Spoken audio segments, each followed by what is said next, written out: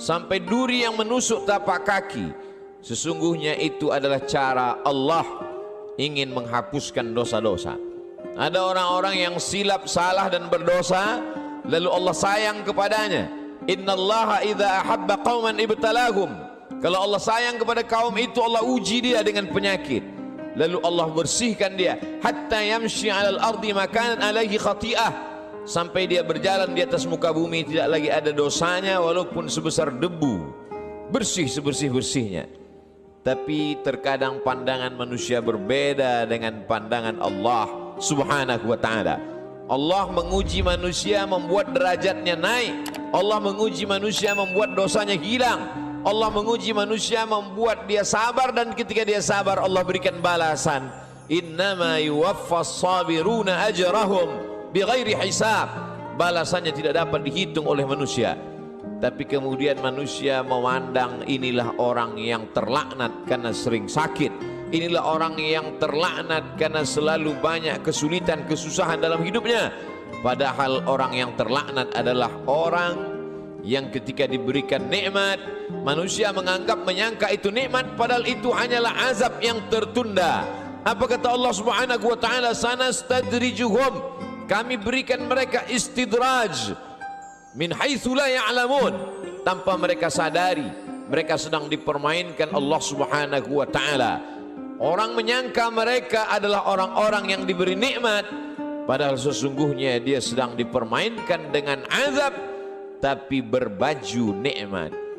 Nabi menjelaskan ayat ini, innallaha la yumli lizalim. Allah Subhanahu wa ta'ala mengulur orang-orang yang zalim, yang aniaya. Diulur umurnya panjang, diulur rezekinya banyak, diulur keluarga anaknya sehat, lengkap, sempurna, tapi justru itu menjauhkan dia dari Allah Subhanahu wa ta'ala. Ada manusia ini perbuatannya jauh dari Allah, tapi istrinya dekat kepada Allah. Ada manusia ini keluarganya jauh dari Allah, tapi pekerjaannya dekat kepada Allah. Laknat adalah ketika tiga-tiga yang ada dalam diri manusia semuanya jauh dari Allah Subhanahu wa ta'ala. Tabbat syada Abi Lahab wa tab. Abu Lahab dilaknat Allah. Apa yang pertama jauh dari Allah Subhanahu wa ta'ala? Ma aghna anhu maluhu.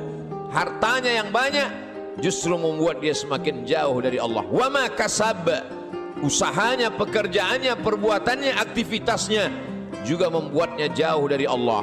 Wa mra'atuhu hammalatal hatab. Perempuan yang mendampingi dirinya juga membuat dia semakin jauh dari Allah Subhanahu wa ta'ala. Jangan sampai kita salah pandang. Karena salah berpikir, maka kita akan salah melihat, salah berbicara. Akhirnya kita akan su'uzan kepada Allah Subhanahu wa ta'ala. Di mana keadilan Allah? Mengapa orang yang tidak berbuat pahala, tidak pernah berbuat sedekah, tidak pernah melaksanakan salat, badannya sehat, umurnya panjang, rezekinya melimpah? Di mana keadilan Allah? Salah faham, salah fikir, salah pandang, salah bicara. Padahal sesungguhnya Allah Subhanahu wa ta'ala sedang berbuat seadil-adilnya. Ada orang-orang yang salah, diberikan Allah ujian sakit, lalu kemudian hapus dosanya, bersih dia menghadap Allah. Tapi ada orang-orang yang salah, karena dia tahu perbuatan itu salah, dia teruskan dalam kesalahannya. Mereka tidak kafir, mereka disebut dengan fasik. Yudhillu bihi katsira. Banyak orang yang disesatkan Allah. Wa yahdi bihi katsira. Banyak orang yang diberi hidayah oleh Allah. Siapa itu orang yang disesatkan Allah? Wa ma yudhillu bihi illa al-fasiqin. Yang disesatkan Allah adalah mereka yang fasik. Siapa itu orang fasik? Orang yang tahu bahwa perbuatan itu salah, dia lakukan kesalahan itu dengan penuh kesadaran. Dia sadar bahwa dia diperhatikan Allah, dia tahu bahwa dia lihat Allah, dia tahu bahwa bersamanya inna alaikum lahafizin, bersamamu ada malaikat-malaikat yang menjaga, kiraman, mulia, katibin, mencatat, ya'lamuna ma taf'alun, mereka tahu apa yang kamu lakukan. Tapi dengan penuh kesadaran dia langgar aturan-aturan Allah. Mereka adalah orang-orang yang fasik. Mereka diazab Allah Subhanahu wa ta'ala di dunia, bukan dalam bentuk kemiskinan, bukan dalam bentuk kefakiran, bukan dalam bentuk penyakit, diazab dalam bentuk kenikmatan agar dia semakin jauh dari Allah Subhanahu wa taala. Innallaha la yumli lizalim.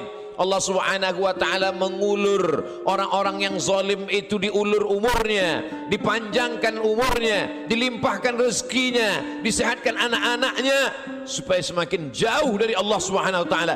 Hatta idza akhadhahu lam yuflithu, sehingga ketika Allah menjatuhkan azabnya ke neraka jahanam nanti, maka tidak ada lagi yang tersisa dari dirinya kecuali hanya layak menerima azab Allah Subhanahu wa taala. Innallaha la yazlimu mithqala dzarrah. Allah tidak pernah berbuat zalim aniaya walaupun sebesar biji sawi, sebesar ujung rambut, sebesar ujung tombak, sebesar mata kail pancing, sebesar butiran debu, sebesar tapak kaki semut yang hitam di atas batu yang hitam di tengah malam yang kelam. Tidak pernah Allah Subhanahu wa taala zalim dan aniaya. Lalu kenapa manusia itu masuk neraka? Karena perbuatannya sendiri, karena tindak tanduk dan tingkah lakunya. Karena Allah sudah memberikan dia ala fil jasadi mudghah. Ketahuilah di dalam jasadmu itu ada segumpal. Idza salahat salahal jasadu kulluh. Kalau yang dalam hati segumpal daging itu baik, maka baiklah seluruh jasadmu dari ujung rambut sampai ke ujung kaki. Wa idza fasadat, tapi kalau segumpal itu rusak, fasadal jasadu kulluh, maka rusaklah seluruhnya dari ujung kaki sampai ke ujung rambut. Ala wahiyal qalb, sesungguhnya yang segumpal itu adalah hati.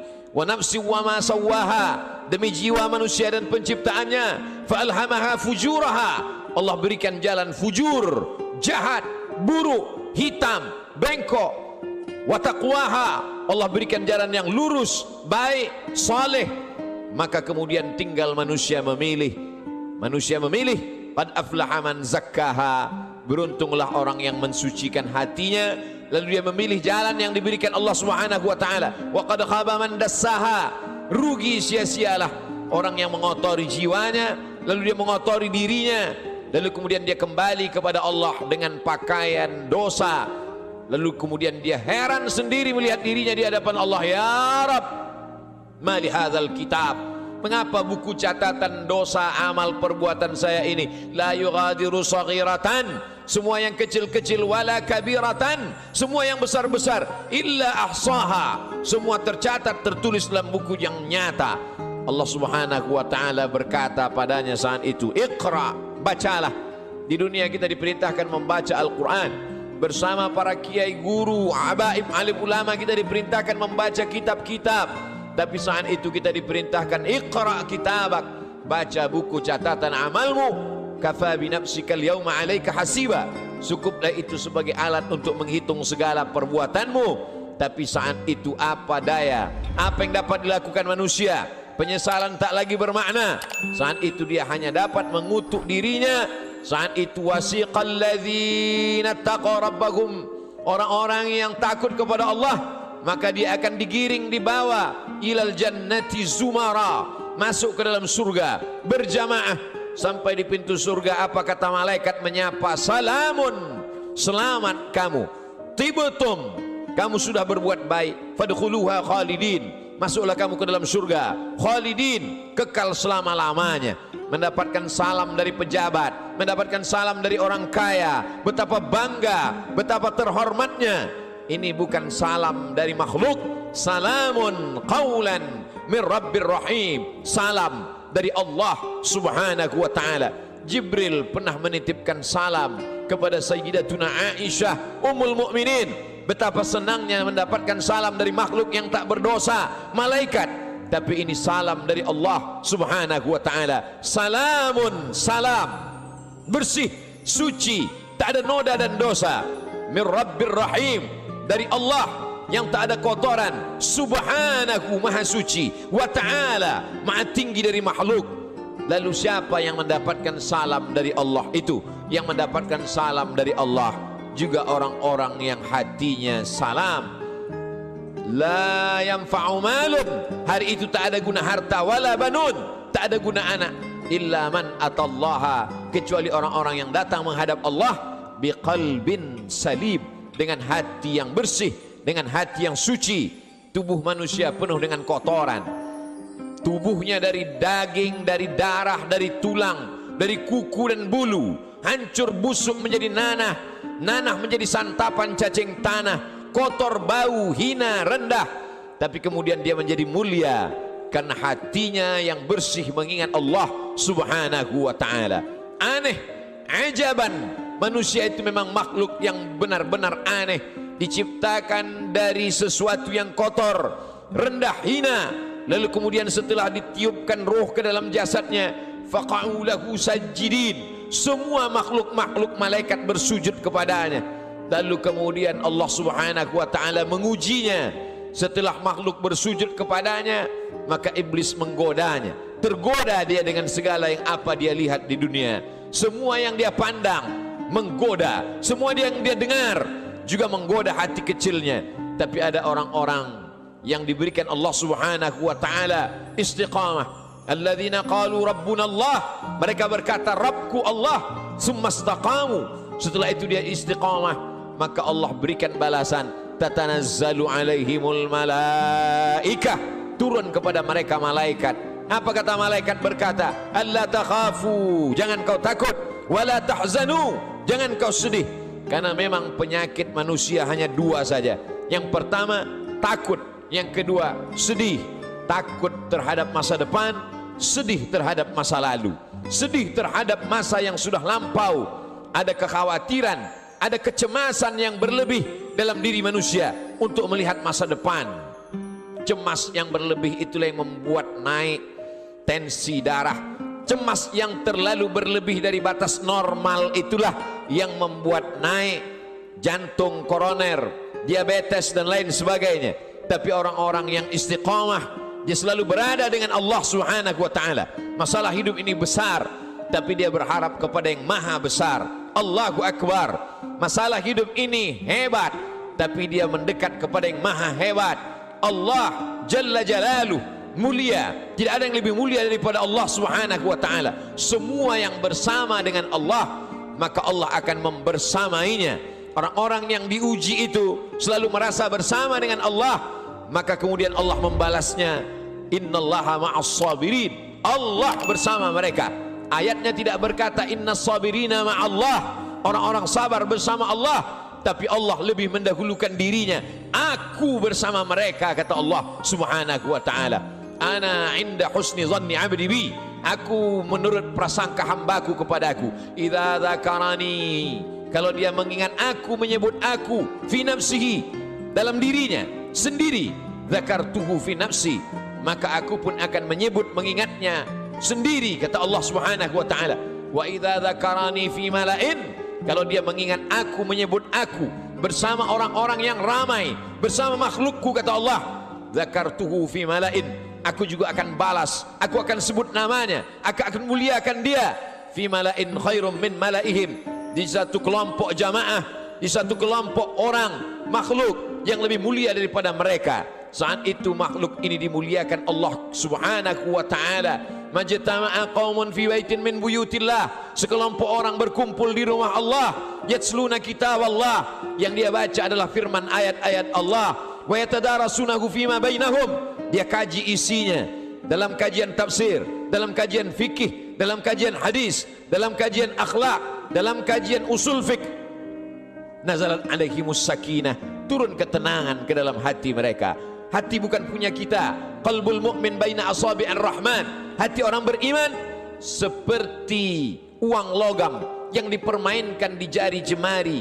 Begitulah Allah subhanahu wa ta'ala kuasa untuk membuat hati yang sempit menjadi lapang, untuk membuat hati yang susah menjadi senang.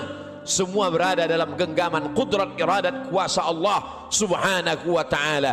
Haffat bihimul malaikah, mereka dikelilingi oleh para malaikat. Wa dzakarahumullahu fi man indah, dan mereka dibanggakan Allah subhanahu wa ta'ala kepada para malaikat. Ketika Allah menciptakan manusia, apa kata malaikat? Ataj'alu fiha, untuk apa kau ciptakan mereka ya Allah? Ataj'alu fiha man yufsidu fiha wa yasfikud dima, mereka hanya akan berkelahi, berperang, menghancurkan negeri. Lalu apa kata Allah subhanahu wa ta'ala? Menjawab dengan kata-kata kalimat rahasia, inni a'lamu ma la ta'lamun, aku lebih tahu apa yang kamu tidak tahu. Kata-kata firman Allah terbukti karena dia maha benar. La yatihil batilu min baini yadayhi wala min khalfih. Tidak ada kebatilan dari depan, belakang, atas, bawah, kanan dan kiri. Maka Allah tunjukkan ada sekelompok manusia yang ketika kata-kata orang lain kotor, nista, najis, yang keluar dari mulutnya adalah subhanallah, walhamdulillah, wala ilaha illallah, wallahu akbar. Ada sekelompok manusia ketika hati manusia mencaci maki, mengutuk Allah, mengutuk nasib, mengatakan tidak adil takdir Allah, tapi ada manusia yang ridha menerima ketetapan Allah subhanahu wa ta'ala. Orang-orang yang ridha, orang-orang yang istiqamah, maka Allah balas mereka, alla takhafu, tidak lagi ada rasa takut dalam hatinya, wala tahzanu, maka kosong hatinya dari sedih.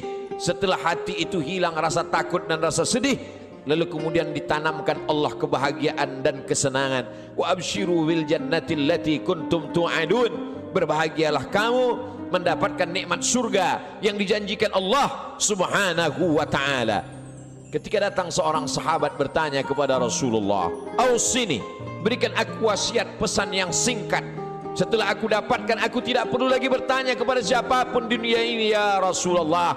Lalu Rasul memberikan pesan yang singkat, qul, katakan, amantu billah, aku beriman kepada Allah, aku percaya kepada Allah, aku yakin kepada Allah, summa istaqim, setelah itu istiqamahlah, faqsusil qasasa, ceritakan kisah-kisah itu ya Muhammad, faqsusil qasasa, ceritakan kisah-kisah itu wahai pewaris Muhammad sallallahu alaihi wasallam, la'allakum yatafakkarun, mudah-mudahan mendengar kisah itu mereka akan berfikir, mudah-mudahan dengan membaca mendengar kisah itu mereka akan merenung. Afala yatadabbaruna al-Quran, kenapa mereka tidak merenungkan isi makna Al-Quran? Am ala qulubin aqfaluha, atau hati itu sudah mulai terkunci di kunci Allah subhanahu wa ta'ala. Allah uji Ibrahim alaihi salam, diuji dengan menghadapi ayah yang kufur kepada Allah, Azar, dia tetap istiqamah. Diuji dengan menghadapi umat Namrus, membakarnya dengan api, dia tetap istiqamah. Diuji dengan tidak punya anak, berdoa siang dan malam, Rabbi habli minas salihin, dia tetap istiqamah. Setelah anak lahir diuji lagi, Allah minta anak itu dikurbankan, dia tetap juga istiqamah. Ujian datang silih berganti. Itu juga yang terjadi pada Musa alaihi salam, dibesarkan di istana Fir'aun, lengkap dengan segala kenikmatan dan kemewahannya. Mudah sekali cara Allah mengeluarkan Musa dari istana Fir'aun. Dia lihat ada dua orang yang sedang berkelahi, fawakazahu Musa, Musa memisahnya, tapi dua orang ini tidak juga mau terpisah. Musa memukulnya. Saat itu takdir berkata orang itu mesti mati, dan kebetulan yang mati itu adalah bagian dari komunitas Fir'aun. Nabi Musa takut. Sebenarnya itu hanya skenario cara Allah agar Musa keluar dari istana Fir'aun. Lalu kemudian saat itu tidak ada tempat dia bergantung. Selama ini dia bergantung kepada Asia, selama ini dia bergantung kepada makhluk, selama ini dia bergantung kepada ciptaan Allah. Allah lepaskan manusia dari segala ikatan agar hati itu hanya bergantung kepada Allah subhanahu wa ta'ala.